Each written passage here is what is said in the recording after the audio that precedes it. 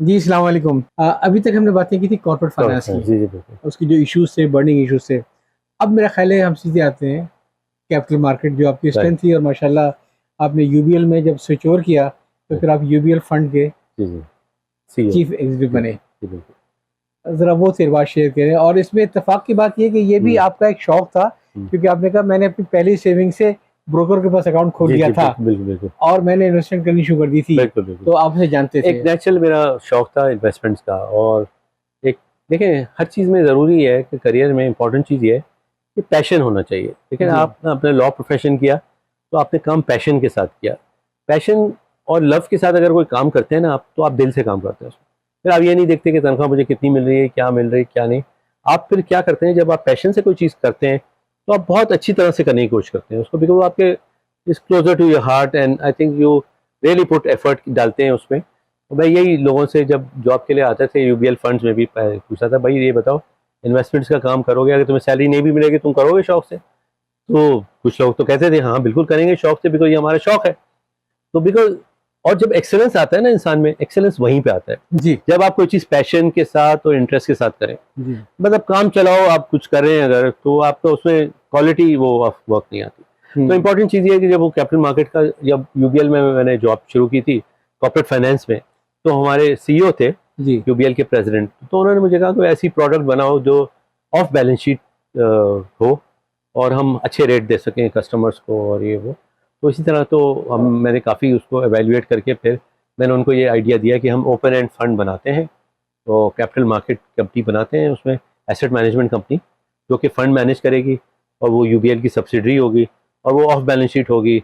और फिर हम उसमें कस्टमर्स को डिफरेंट पोर्टफोलियो ऑफर कर सकते हैं और different investment scheme, fixed income की और इक्विटी, दोनों स्कीम्स ऑफर करते हैं। अच्छा अच्छा, लकीली ये था कि जो यूबीएल के उस वक्त सीईओ थे आमिर जफर खान, वो उनका भी कैपिटल मार्केट्स में बड़ा इंटरेस्ट था, कीन इंटरेस्ट था।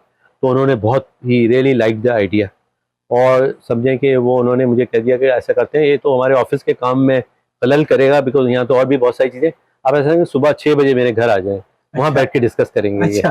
पहले उन्होंने पूछा कि आप सुबह जल्दी उठ जाते हैं? हाँ। मैंने कहा सर मैं उठ जाता हूँ जल्दी। अच्छा फिर तो ज़बरदस्त। कह रहे 6 बजे मिलते हैं सुबह घर पे अली राजू नाश्ते पे। से। हाँ। हाल ही रजर में नाश्ते पे मिलते हैं हाँ। 6 बजे। तो मैं अगले दिन सुबह पहुँच गया उनके 6 बजे। तो नेक्स्ट 6 दिन मैं सुबह सुबह 6 बजे उनके घर जाता था और कोई हम 8-9 बजे तक ये करते रहते थे, बिल्कुल। प्रेजेंटेशन बनाना, ये करना, कॉन्सेप्ट। फिर उसके बाद वो ऑफिस चले जाते, मैं भी ऑफिस आ जाता। तो उन्होंने फिर जब छठे दिन ये हो गया तो उन्होंने उसी वक्त कहा कि ये अब रेडी है। तो उन्होंने उसी वक्त फ़ोन मिलाया, खालिद मिर्ज़ा साहब होते थे, ये एससीसीपी के चेयरमैन होते थे, 2002 की बात है। तो उन्होंने उनको मिलाया फ़ोन, तो उन्होंने कहा कि हाँ मैं आ जाता हूँ मिलने। फिर उसी दिन हमने उनको प्रेजेंटेशन दी और ये पहली दफ़ा हो रहा था कि कोई बैंक जो है ना एसेट मैनेजमेंट कंपनी बना रहा था पाकिस्तान में और वो म्यूचुअल फंड्स मैनेज कर रहा था। तो अब उन्होंने ये कहा कि एससीसीपी से भी, स्टेट बैंक से भी अप्रूवल लेना होगा। तो हमने स्टेट बैंक को खत लिख दिया। अब स्टेट बैंक से जो है ना 1 हफ्ते बाद हमारे पास जवाब आया। स्टेट उस वक्त यूबीएल जो था ना वो उस वक्त पब्लिक सेक्टर बैंक होता था। तो स्टेट बैंक से जवाब आया, एक बड़ा नास्टी लेटर आया। उन्होंने लिखा कि भाई आप बैंक हैं, आपका इतना बड़ा बैड डेट पोर्टफोलियो, आप बैड डेट लोन रिकवर करने पे अपना टाइम लगाएं, ये क्या आप एसेट मैनेजमेंट का लेके आ गए? सारी ने हमारी गाल दी। सारी हमारी गाली। तो वो हमने कहा जी, हम फिर एनीवे ये हुआ था, ये 2002 की बात है। तो उसके बाद फिर हमने, उस वक्त यूबीएल प्राइवेटाइजेशन भी एक्टिव हो गई थी। हाँ। तो यूबीएल प्राइवेटाइजेशन पे काम होना शुरू हो गया था, तो हमने बड़ी जान मारी। फिर हमने फिर स्टेट बैंक में गवर्नर साहब को फिर से मिले, प्रेजेंटेशन दी। तो खैर एनीवे उन्होंने पूरे रूल्स वगैरह बनाए, अप्रूव कर दिया, वो हमारा केस अप्रूव हो गया और फंड जो है ना हमारा लॉन्च होने वाला था। और फिर उसी दिन जो है वो प्राइवेटाइजेशन भी यूबीएल की हो गई थी और वो बेस्ट वे ग्रुप को उन्होंने कर दिया था। और एक हमारे पास अब कल का दिन था जो हमारा वो आने वाला था, कैपिटल आना था उसमें, ऐसी सीड कैपिटल आना था, वो जो एएमसी में कैपिटल आना था 250-200 मिलियन इस तरह का कुछ कैपिटल आना। तो वो लेटर आ गया कि कोई नई इन्वेस्टमेंट नहीं कर सकता। वो आया शाम में। तो मैंने प्रेसिडेंट के बाद मैंने कहा सर ये अगर अभी नहीं हुआ, ये प्राइवेटाइज हो जाएगा तो ये प्रोजेक्ट तो हमारा डेड हो जाएगा। तो आप अभी अप्रूव कर दें, हम अभी पैसे जो है ना मूव कर देते हैं। तो with in the same day हमने वो पैसे मूव कर दिए और शाम में आया सर्कुलर। तो हमने किसी तरह से उसको कंप्लाई कर लिया आपने कि भाई हमने नई इन्वेस्टमेंट कर चुके हैं पहले। तो वो फंड का आगाज हो गया और मनी मार्केट फंड हमने लॉन्च किया था। इस पर आई एम सॉरी, मैं कथा कलामी हो रही, मुझे याद आया कि इत्तेफाक की बात यह है कि Exxon chemical buy out American जा रहे थे ये, तो उसमें बड़े विजिलेंट थे लोग हाँ कि कहीं कोई स्टे ऑर्डर ना आ जाए। सही है। तो तकरीबन तमाम जितनी भी कोर्ट थी वहाँ के वकील खड़े हुए थे कि इस ट्रांजेक्शन के खिलाफ कोई आना चाहिए, बिल्कुल। क्योंकि उसमें बड़ा कॉम्प्लिकेटेड था, हाँ, एम्प्लॉय बाई था। एम्प्लॉय बाई आउट था, हाँ। बाहर से मशीनें भी आनी सब कुछ चाहिए। एन वक्त में मालूम हुआ कि कल सैटरडे की शाम को मालूम हुआ क्या हुआ कि मुल्तान की किसी छोटी सी कोर्ट ने स्टे ऑर्डर दे दिया इसके ऊपर। अच्छा। तो मुझे अभी तक याद है कि वो फिर बाकायदा जो उनके एग्जाम के जो चेयरमैन थे उनके घर पे बाकायदा एक मीटिंग हुई थी, और जिसमें इरफान साहब भी थे, मैं भी था, सारे बैंकर आए थे और अमेरिकन आए हुए थे अपने साथ शेयर लेके। कंपनी सेक्रेटरी वहाँ बैठा हुआ था सारा ये, सही। और वहीं पे सारी चीज़ एक्सचेंज हुई और वहीं पे वो ट्रांजेक्शन थ्रू की Complete हो गई। इतवार के दिन। और सब कुछ करने के बाद जब पीर को नोटिस सर हुआ कि इस ऑर्डर आ चुका है, उनको भड़क मिल गई थी ये, तो मालूम हुआ तो पास एंड क्लोज ट्रांजेक्शन तो काम हो चुका है, स्टेटस को ये काम हो चुका है। तो बात ऐसे तो हमने ही कर लिया था, तो वो कंपनी बन गई हमारी। और वो पाकिस्तान में जो ना second private asset management company, जो बड़ा एक हिस्टोरिक था वो, बिकॉज उससे पहले बैंक्स जो ना इस चीज़ में नहीं थे। तो ये बड़ा विजन था यूबीएल के उस वक्त प्रेसिडेंट का। फर्स्ट जो थी वो पाक थी। नहीं, वो तो क्लोज एंड फंड था उस वक्त। अच्छा। हाँ, ओपन एंड नहीं हुआ था, मीजान क्लोज एंड फंड था उस वक्त। पहले थी जेएस की बनी थी कंपनी, फिर वो आरिफ हबीब की बनी थी, फिर हमारी। और तो हमारे अप्रूवल पहले हो चुका था, आरिफ हबीब वालों ने पहले हमसे लॉन्च कर दिया था। तो वो बड़ी अच्छी होगी, हिस्टोरिक ट्रांजेक्शन हो गई और उसमें इंटरेस्ट भी था। तो वो हमने फिर उसको वहाँ से फिर कंपनी को हमने काम करना शुरू किया उस पर। कंपनी बनी और आमिर साहब ने कहा भी जेड़ा बोले बुआ खोले, ये मुसीबत तुमने डाली, अब तुम ही हाँ, तो उन्होंने मुझे सीईओ मैं इनफैक्ट आपको उस वक्त मैं चला गया था यूबीएल से। मैं एशियन डेवलपमेंट बैंक जो मनीला बेस्ड बैंक है, वहाँ मैंने जॉब शुरू कर दी थी। तो उसी वक्त ये थी 2003 की बात है। वहाँ मैं चला गया था और ये कंपनी समझे कि ऑलमोस्ट डेड हो गई थी, ये asset management mutual fund company. तो 2005 में मैं बैठा मरगला हिल्स को देख रहा था शाम के वक्त, अपना बड़ा सुकून से बैठा था। तो सीईओ यूबीएल की जो ना उन्होंने फोन किया इस्लामाबाद में। सीईओ यूबीएल की आई, मुझे यूबीएल बैंक की सीईओ आतिफ बुखारी साहब की कॉल आई कि भाई ये कंपनी है, आपने इस पे सीईओ बनना है। तो समझिए कि मैंने फौरन यस कर दिया उनको। उससे मुझे बाद में मसले भी हुए कि पैकेज वगैरह मेरा कोई इतना अच्छा नेगोशिएट नहीं हो पाया, लेकिन वो शायद मजबूर है। एनीवे, वो तो मुझे बहुत शौक था कि मैं वापस आऊँ कराची, बिकॉज वहाँ इस्लामाबाद में मैं इतना मुझे मजा नहीं आ रहा था। मौसम अच्छा था, मौसम बहुत अच्छा था। 3 बजे नौकरी छुट्टी हो जाती थी, आप गोल्फ खेलते। गोल्फ भी मैंने वहीं से शुरू। अच्छा, वहीं से शुरू की। 3 बजे फारिग हो जाते थे आप, फिर गोल्फ कोर्स चले जाते थे आप, वहाँ गोल्फ खेलते थे। लेकिन मजा नहीं आ रहा था, बिकॉज मैं ट्रांजैक्शन ओरिएंटेड आदमी था। अगर आप यूबीएल में भी अगर मैं देखें और पाकवत में भी था, तो हम कॉर्पोरेट फाइनेंस ट्रांजैक्शंस करते थे और उसमें इन्वेस्टमेंट बैंकिंग, आईपीओज और इस तरह की चीज़ें करते थे। और हमने बहुत कोई हिस्टोरिक ट्रांजैक्शंस भी की थी यूबीएल में, जो पाकिस्तान की ग्राउंड ब्रेकिंग ट्रांजैक्शंस थी, तो वो की थी। इस तरह की अच्छी चीज़ें हमने की थी। पहले हमने एसेट बैक सिक्योरिटाइजेशन हमें पाकिस्तान का पहला किया था। अच्छा। जिसपे ट्रू सेल हुआ था उसमें, और लिस्ट किए थे हमने वो एसपीवी। तो वो हमारा लिस्टेड एसपीवी थी वो उसपे। तो वो बहुत बड़ा ट्रांजैक्शन किया था। वो पाकटेल के लिए हमने की थी। पाकटेल की जो है ना फंडिंग उसको रेज नहीं कर पा रहा था वो, तो हमने पाकटेल के लिए इस तरह करके हमने उसकी रेटिंग 2 या 3 नॉच ऊपर लेके आ गए थे, बिकॉज उसके सारे कस्टमर जो है ना पे कर रहे थे एसपीवी को। ये तो आपने कर दिया, बाद में पाकटेल के साथ क्या भी थी बाद में। अच्छा जी। अच्छा, फिर वो ये तो फिर वापस आया कराची। उसमें यूबीएल फंड्स जो थी वो 30 मिलियन कैपिटल था उसका, और लॉस में थी थोड़ा बहुत, और 3 बिलियन उसका एसेट्स अंडर मैनेजमेंट थे, और तकरीबन 5 कस्टमर्स उसके 90% एयूएम उनके पास था। 5 कस्टमर्स के पास था, 90% था। एक कंसंट्रेशन था, बहुत कंसंट्रेशन, बहुत। 2 भी निकल गए। हाँ, वो तो हमने, और 11-12 एम्प्लॉइज थे उस वक्त। फिर हमने वहाँ से पूरा एक बिजनेस प्लान बनाया, और हमने बनाया कि हम 3 साल में या 4 साल में टॉप एसेट मैनेजमेंट कंपनी बनना चाहते हैं। मैंने कहा अग्रेसिव होना चाहिए सारा कुछ।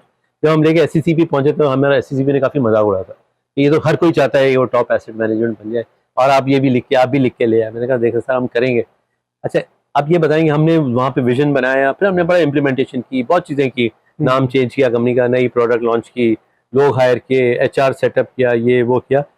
आप ये देखें कि जब इंसान का इरादा होता है कुछ करने का ना, तो अल्लाह भी उसकी मदद करता है। तो आप 2008 में, December 2008 we were the best company. ये 2005 से हमने शुरू किया था, और we were the highest AUM wise company. जो आपने SCCP को जो कमिटमेंट दी थी उससे अमल कर दिया, वो पूरा हो गया। 3 साल में हमने पूरा किया था वो। 2008 में हम थे, अब ये कि 2008 में उसके बाद वो क्राइसिस आया, वो अपनी अलग अलग बात है, लेकिन उस वक्त हमने उस कंपनी को 2007 के एंड में, सॉरी, हम टॉप पे कंपनी थे मिड ऑफ 2007। उसके बाद तो आपको पता है 2008 में बहुत क्राइसिस आया पाकिस्तान में, स्टॉक मार्केट बंद हो गई, ये हो गया। एनीवे उसके बाद फिर हमने उसके बाद बहुत क्राइसिस भी देखे हमने, और एक नई कंपनी थी, एसेट मैनेजमेंट इंडस्ट्री डेवलप हो रही थी, और फिर अल्हम्दुलिल्लाह, लेकिन फिर हम जब मैंने छोड़ा था यूबीएल फंड्स 2016 में, उस वक्त नंबर 2 हम लोग थे asset management company, after Meezan हमारा प्राइवेट सेक्टर में, after Meezan we were the biggest AMC उस वक्त हम थे, और कंपनी में 300 एम्प्लॉयज़ थे, और कंपनी की जो बैलेंस शीट अपनी एसेट मैनेजमेंट में अराउंड 2 बिलियन के करीब डिविडेंड्स भी दिए हमने। वो मीज़ान जो था वो भी बेसिकली ब्रेन चाइल्ड था पाककोत कंपनी का। जी पाककोत, जिससे आपकी पोजीशन, जी आप ये समझे, पाककोत ही समझे, टोटल इंडस्ट्री का टॉप 2 लीडर्स जो थे ना, पाककोत से ही ताल्लुक है। असल में बहुत से लोग ये समझते हैं कि अल मीज़ान जो है वो मीज़ान की बाई प्रोडक्ट है ये, हालांकि हकीकत ये है कि मीज़ान बैंक तो बना ही नहीं था, एग्जैक्टली ये वो तो बाद में 95 की बात है। कटोरा बेटा बाप से, जी ये भी अल मीज़ान को तो बाद में मीज़ान तो पाककोत में बड़ा इनोवेटिव था, पहला एसेट मैनेजमेंट कंपनी। हाँ बहुत जाता है, बहुत विजन था उनका, और अल मीज़ान भी, उन्होंने मीज़ान बैंक भी जो बनाया वो भी बड़ा विजन था उस वक्त, इस्लामिक बैंक, बाद में उसको कन्वर्ट कर दिया कमर्शियल बैंकिंग में। तो ये इस तरह हुआ कि 2016 में माशाल्लाह से हमने बहुत ठीक ठाक डिविडेंड्स दिए। 100 मिलियन की इक्विटी डाली थी यूबीएल ने हमारे कंपनी में, और वो कंपनी की जो वैल्यू रिजर्व्स, एसेट रिजर्व थे, वो अराउंड 2 बिलियन हो गए, और तकरीबन 2 बिलियन के करीब डिविडेंड भी पे किया ओवर द ईयर्स। तो समझेंगे 100 मिलियन पे 2 बिलियन डिविडेंड लिया और 2 बिलियन, तो उस हिसाब से आई थिंक वो हमारा बड़ा अच्छा, और हमने एम्प्लॉय शेयर ऑप्शन प्लान भी वहाँ लॉन्च किया, और ट्रेनिंग हम बहुत माशाल्लाह फोकस था हमारा काफ़ी ट्रेनिंग पे, लोगों की डेवलपमेंट पे, और हम चाह रहे थे कि बहुत ही हाई क्वालिटी एक इंस्टीट्यूशन हम डेवलप करें। वो अल्हम्दुलिल्लाह वो आई थिंक हमारा बड़ा अच्छा उस पर फोकस रहा। फिर तो 2016 में मैंने I decided to quit, because मेरा अपना ये था कि अब मैं I was going reaching the age of 50, तो मैंने कहा कि अब कोई एंटरप्रेन्योरशिप ज़िंदगी में होनी चाहिए, और भी चीज़ें करें ज़िंदगी में, चैरिटी। क्या सिर्फ यही फैक्टर था या और भी फैक्टर थे? मोस्टली यही था फैक्टर, बिकॉज देखें हमने जब बड़े होते हैं तो उसमें साजिशी माहौल भी आता है काफी। नहीं अल्हम्दुलिल्लाह वहाँ चूंकि हम बहुत इंडिपेंडेंटली काम कर रहे थे, तो हमें चूंकि हम एक टोटल सेपरेट कंपनी थी, और जो हमारे प्रेसिडेंट थे यूबीएल के, वो हमें काफ़ी लिबर्टी देते थे वहाँ पे, और जो हमारा एक इंडिपेंडेंट बोर्ड भी था, उस पर इंडिपेंडेंट डायरेक्टर्स भी थे। लेकिन मेरे ख्याल से एक टाइम आ गया था कि I was there for 11 years, और मेरा आपको पता है कि ये this was my longest serving job as well. तो मेरा इतना ज़्यादा मेरा इरादा नहीं था कि 11 ईयर्स में एक जगह एक नौकरी करूँ। हाँ, अगर यूबीएल ये करता कि मुझे कोई और असाइनमेंट्स देता हुआ, और मुझे कहीं यानी कि कोई और इस तरह की चीज़ें करता, तो हो सकता है मैं शायद उस तरफ निकल जाता और बिजी रहता। लेकिन चूँकि मैंने अब वही काम कर रहा था और माशाल्लाह सब सेट थी चीज़ें, तो मैंने कहा कि अब ज़िंदगी में अब 50 साल के हो गए, अब कुछ ना कुछ और कर लेना चाहिए। तो मैंने यही सोच के फिर उसको I decided to quit UBL bank. हालांकि मेरी उसको बहुत अच्छी, तकरीबन 50 साल की उम्र में डिसाइड ही किया कि मुझे जॉब छोड़नी चाहिए। जी मैंने कहा कि अब मैं सेमी रिटायरमेंट। बड़ा अजीब सा लगा होगा कि आजकल तो लोग कहते हैं कि वो रिटायरमेंट के बाद ही चिमटे रहे और एक्सटेंशन होता रहे, लेकिन आपसे एक दूसरी बात कहूँ मैं, बहुत देर से फैसला किया आपने। ये बात मुझे बाद में रियलाइज हुआ, जब मैंने बिजनेस शुरू किया तो मुझे रियलाइज किया। और मैं आपको ऐसे एक मिसाल दूं कि इस जमाने में वही पाककोत में जब हमारी ट्रांसफर चलती थी तो मेरा बहरहान खासा आना जाना होता था ये, और वहाँ पे एक कंपनी थी इस्लामिक इंटरनेशनल इस्लामिक कंपनी अपनी गल्फ बहरैन, आईसीजी बहरैन। तो उसमें मुझे याद है कि इंडियन लड़का था, रजी फकीर का नाम था, बहुत ही एक्टिव, बहुत उसकी मेज पूरी भरी थी ट्रांसफर खाती है, और कोई अफ्रीका में बहुत एक्टिव थे। तो मैंने रजी फकीर से एक बार पूछा, मैंने कहा तुम्हारी जिंदगी की सबसे बड़ी तमन्ना क्या है? उसने कहा to get retirement at the age of 40।